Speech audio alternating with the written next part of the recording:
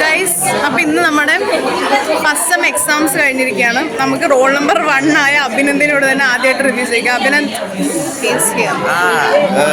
MG university exam ഞാൻ കേരള യൂണിവേഴ്സിറ്റിയാണ് പറഞ്ഞത്. അപ്പോൾ അതേപോലെ MG യൂണിവേഴ്സിറ്റി എക്സാം ആദ്യമായിട്ടാണ് എഴുതുന്നത്. അപ്പം അതിൻ്റേതായ ബുദ്ധിമുട്ടുകളും പ്രശ്നങ്ങളൊക്കെ ഉണ്ടായിരുന്നു. ജയിക്കുമെന്നാണ് പ്രതീക്ഷ. ജയിക്കാതെ എവിടെ പോകാൻ? ജയിക്കുമല്ലേ? ജയിക്കും. എല്ലാവരോടും ചോദിക്കാം. വസന്റെ അഭിപ്രായത്തിൽ എങ്ങനെ ഉണ്ടായിരുന്നു എക്സാംസ് എല്ലാം? ഈ ക്വസ്റ്റ്യൻ പേപ്പറിൽ നിങ്ങൾ കാണുന്ന അവസ്ഥ നിങ്ങൾക്ക് മനസ്സിലായി. കുഴപ്പം ഇല്ലെന്ന് വെച്ചാൽ കുഴപ്പമില്ല, പക്ഷെ കുഴപ്പമുണ്ടെന്ന് വെച്ചാൽ എന്തൊക്കെയോ കുഴപ്പമുണ്ട്. ഇന്നത്തെ ഒട്ടും കൊള്ളില്ല, വളരെ ബോറായിരുന്നു. കാരണം എസ് എ ആയാലും എന്തിന് ഓക്കെ. വാനു, അയ്യോ റിവ്യൂ പറയാനോ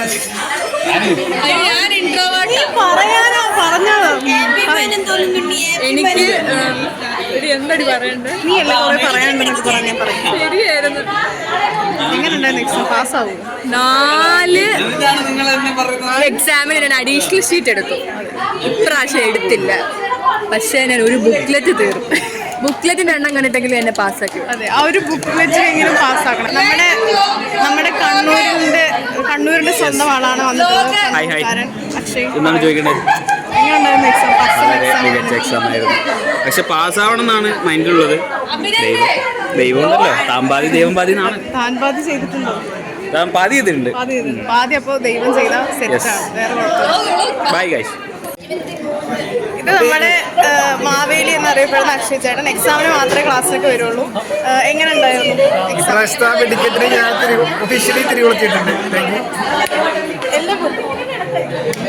എല്ലാം പൊട്ടും. സോ ഗൈസ്, നമ്മുടെ ക്ലാസ്സിലെ ഏറ്റവും വലിയ പഠിപ്പി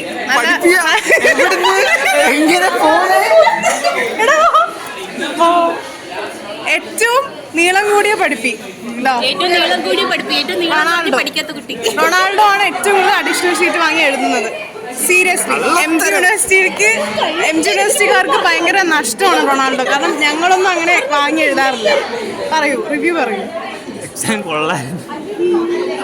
എത്ര അഡീഷണൽ ഷീറ്റ് വാങ്ങിയെന്ന് ചോദിച്ചേ? 1. മൊത്തത്തില് ഇന്നത്തെ എക്സാം മാത്രമല്ല, മൊത്തത്തിൽ എങ്ങനെയുണ്ട്? ഇന്നത്തെ പരീക്ഷയോ? ഇന്നത്തെ അല്ല, മൊത്തത്തിൽ ഫസ്റ്റ് സെം എക്സാംസ് എങ്ങനെയുണ്ട്? കേടില്ലായിരുന്നു. ഒരു ഫസ്റ്റ് റാങ്ക് കിട്ടിയില്ലെങ്കിലും സെക്കൻഡ് റാങ്ക് ഒക്കെ കിട്ടും. അങ്ങനൊന്നും ഇല്ലേ? ഭയങ്കര പഠിപ്പാണ് ഗൈസ്, ഭയങ്കര പഠിപ്പാണ്. റാങ്കിന് വേണ്ടിയിട്ട് പഠിക്കുന്ന ടീംസാണ് ഇവരൊക്കെ. ഇനി നമുക്ക് നമ്മുടെ മെയിൻ ആയിട്ടുള്ള ടീംസിനോട് ചോദിക്കാം. ധാവണി AB ഉണ്ട്, നന്ദന കുത്തുട്ടുബി ഉണ്ട്. റിവ്യൂ പറയൂ ഗൈസ്, എങ്ങനെയുണ്ടായിരുന്നു? വളരെ മികച്ച ഒരു പരീക്ഷയായിരുന്നു. ശില്പ വന്നിട്ടുണ്ട് ഗൈസ്. കൂട്ടത്തിലെ ബുജിയാണ്.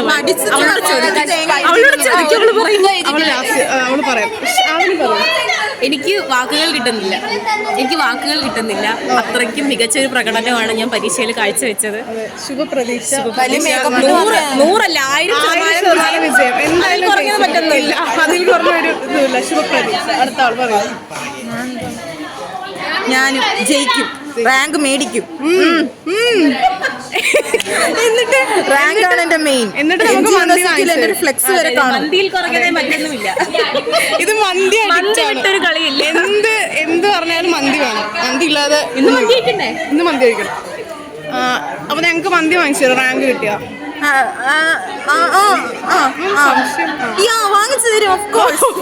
എന്തായാലും കിട്ടില്ലല്ലോ. കിട്ടും. ഓക്കെ, അപ്പൊ പാസ്സായല്ലോ? എല്ലാത്തിനും പാസ്സായ ഞാൻ എല്ലാവർക്കും ഒരു ഐ സ്റ്റാൻഡ് മേടിച്ചു. എല്ലാവർക്കും എന്ന് പറഞ്ഞാൽ നിനക്കും എനിക്കും നിനക്കും. അപ്പൊ എനിക്ക് 2 കാരണം തരാനുണ്ട്. തെറ്റുണ്ടായിരുന്നു, പറഞ്ഞിട്ട് വന്നില്ല. അപ്പൊ ഐസ് ക്യാൻഡി എനിക്ക് ഓൾറെഡി ഒരു ബെറ്റ് വെച്ചു. കാരണം ഇന്ന് ബിസിനസ് എക്സാം ആണ്. അതിൽ പ്ലാനിംഗ് കമ്മീഷൻ വരും എന്നാണ് ഇവിടെ പറഞ്ഞത്. ഞാൻ വരില്ല എന്ന് പറഞ്ഞു, വന്നില്ല. അതുകൊണ്ട് എനിക്കൊരു ഐസ് ക്യാൻഡി മന്തി ബെറ്റ് വെക്കായിരുന്നു.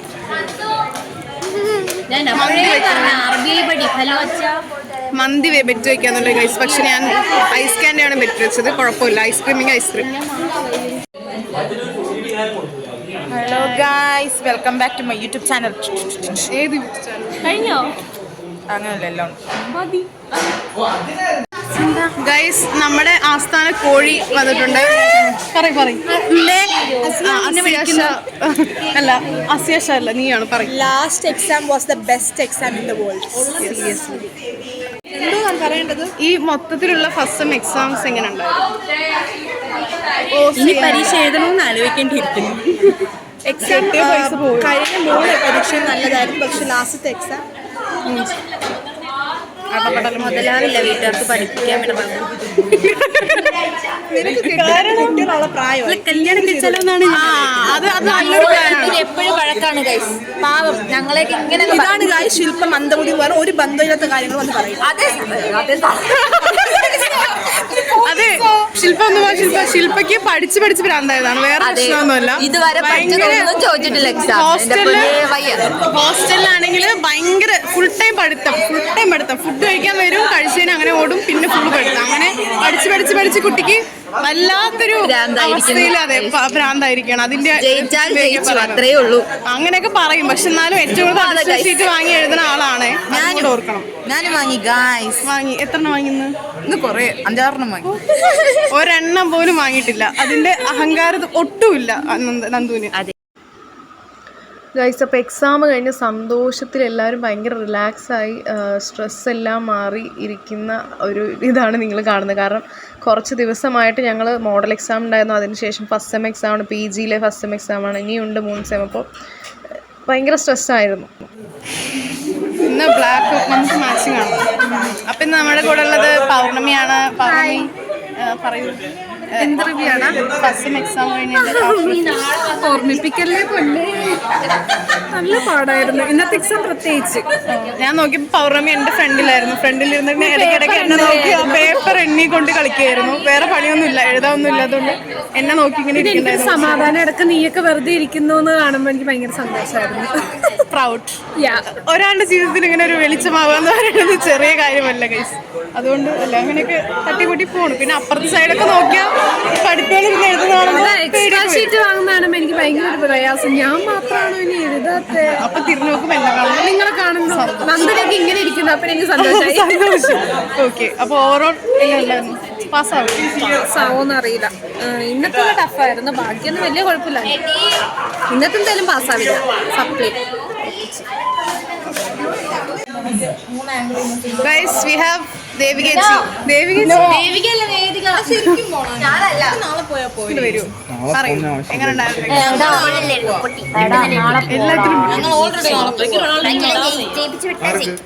പ്രാർത്ഥിക്കാം. Yes guys, we have Hrithika. പറഞ്ഞു. വളരെ മികച്ച ഒരു ഇതായിരുന്നു ഗൈസ്. ഇത് വളരെ വളരെ മികച്ച ഒരു ഇതാണ്. ഇതുപോലത്തെ ഒരു ഇത് ഞാൻ എൻ്റെ ജീവിതത്തിൽ കണ്ടിട്ടില്ല ഗൈസ്. അപ്പോൾ അതാണ്.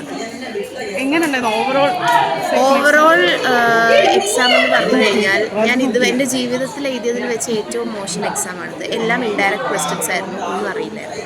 എന്നാലും ഐ മാനേജ്ഡ് ടു എന്താ പറയുക 25 പേജ് തികയ്ക്കൽ.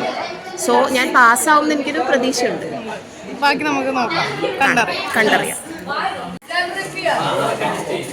യെസ്, ഷാരോൺ.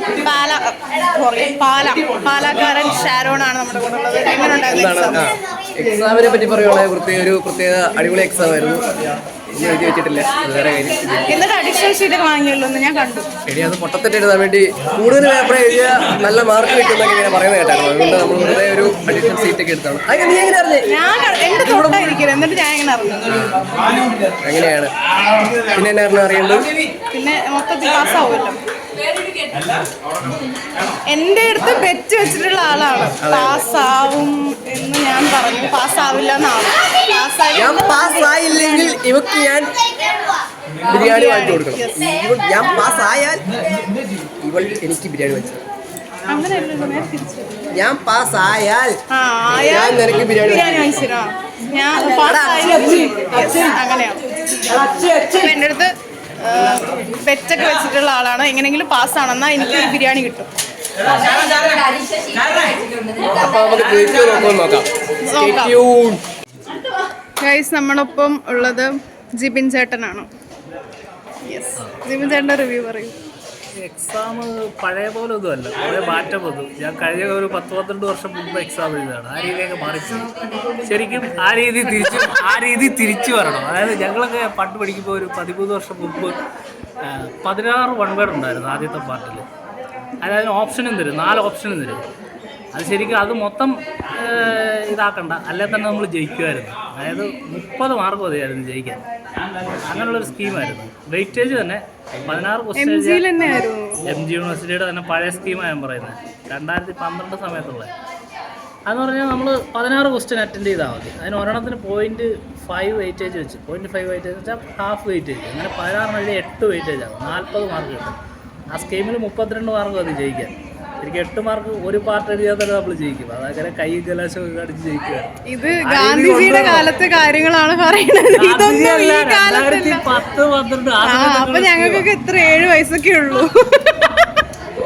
2000 ഞങ്ങളൊക്കെ 2K കിഡ്സ്. അപ്പോ അല്ലേ, അപ്പോൾ ഇത് അത്രയും പഴയ കാര്യങ്ങൾ പറയണം. അതൊന്നും എനിക്ക് ഓർമ്മ പോലും, ഓപ്ഷൻസ് ഒക്കെ തന്നിട്ടുള്ള ഒരു എക്സാം ഓർമ്മ പോലും ഇല്ല.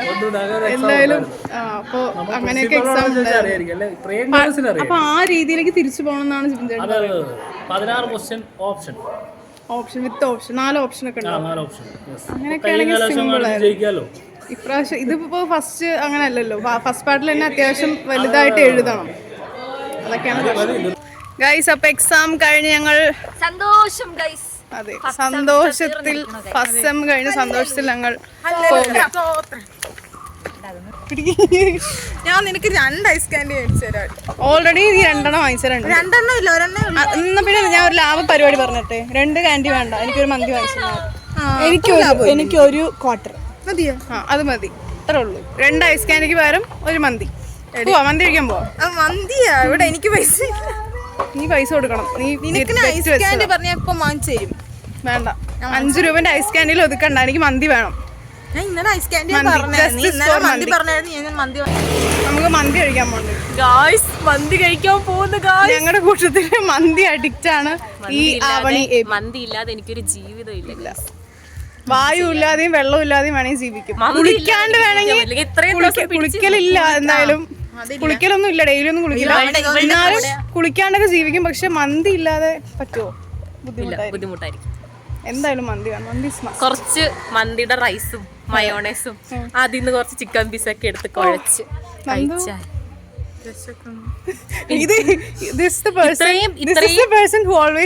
ഇത്രയും പ്രഹസനങ്ങൾ കാട്ടിക്കൂട്ടിയിട്ട് ഇനി അവിടെ പോയി മുളകും ചോറും കഴിക്കാൻ പോവാണ് ഗൈസ് ഹോസ്റ്റലിൽ. ഇത്രയും മന്തിയുടെ ഭയങ്കര ഇതൊക്കെ പറഞ്ഞിട്ട് ഞങ്ങൾ പോയിട്ട് അവിടെ നിന്ന് ചോറ്, സാമ്പാർ, മോര് അല്ലെങ്കിൽ പച്ചമോര്, രാവിലെ സാമ്പാറായിരുന്നു. അപ്പൊ ആ സാമ്പാർ എന്തായാലും കഴിഞ്ഞു കാണില്ല. അപ്പൊ ഇന്ന് ഉച്ചയ്ക്കും സാമ്പാറായിരിക്കും. അപ്പൊ ആ സാമ്പാറും വേറെ എന്തെങ്കിലും തോരനൊക്കെ കഴിച്ച് ഞങ്ങൾ അഡ്ജസ്റ്റ് ചെയ്യും. പക്ഷെ മന്തിയുടെ വീഡിയോ ഒക്കെ ഞങ്ങൾ റീലൊക്കെ കണ്ടിട്ട് ഇങ്ങനെ നിൽക്കും.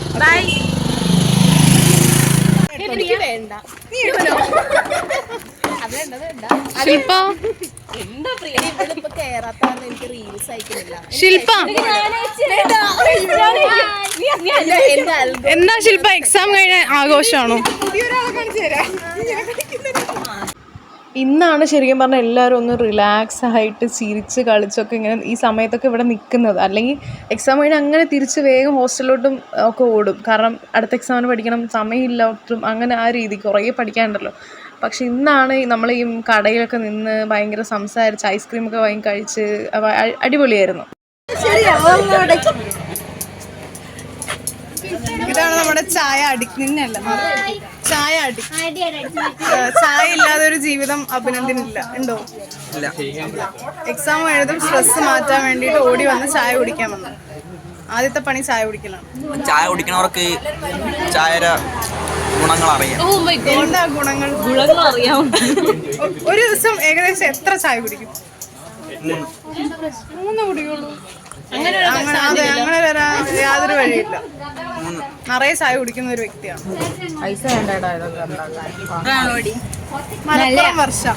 മലപ്പുറം വർഷയ്ക്ക് എക്സാം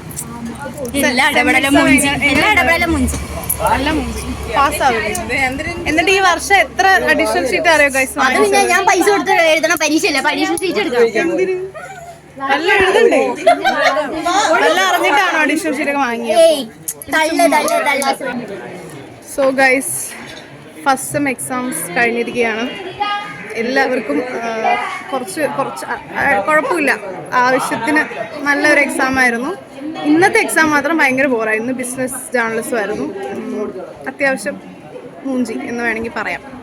പക്ഷേ ബാക്കിയുള്ള എക്സാംസ് എല്ലാം കുഴപ്പമില്ല. അത്യാവശ്യം പഠിച്ചെല്ലാം വന്ന് നന്നായിട്ട് എഴുതാനൊക്കെ പറ്റി. പക്ഷേ ഇന്നത്തെ എക്സാം എല്ലാവർക്കും പൊതുവെ ഭയങ്കര ടഫായിരുന്നു. ടഫ് എന്ന് വെച്ചാൽ ഇൻഡയറക്റ്റ് ക്വസ്റ്റ്യൻസും ഔട്ട് ഓഫ് സിലബസും അങ്ങനെ കുറേ കാര്യങ്ങളൊക്കെ ആയിരുന്നു. അങ്ങനെ നല്ല ക്വസ്റ്റ്യൻസും നല്ല ക്വസ്റ്റ്യൻ പേപ്പർ അല്ല എന്ന് പൊതുവൊരു അഭിപ്രായം ഉണ്ട്. അത്രയാണ് ഗൈസ് ഇത്. സോ ഫസ്റ്റ് സെം എക്സാമിൻ്റെ ആഫ്റ്റർ ഇഫക്റ്റ് എന്ന ഈ ഒരു വ്ളോഗ് ഇവിടെ അവസാനിക്കുന്നു ഗൈസ്. ഇനി സെക്കൻഡ് സെം എക്സാമിൻ്റെ ആഫ്റ്റർ ഇഫക്റ്റ് ഞാൻ പറയാം. ബൈ.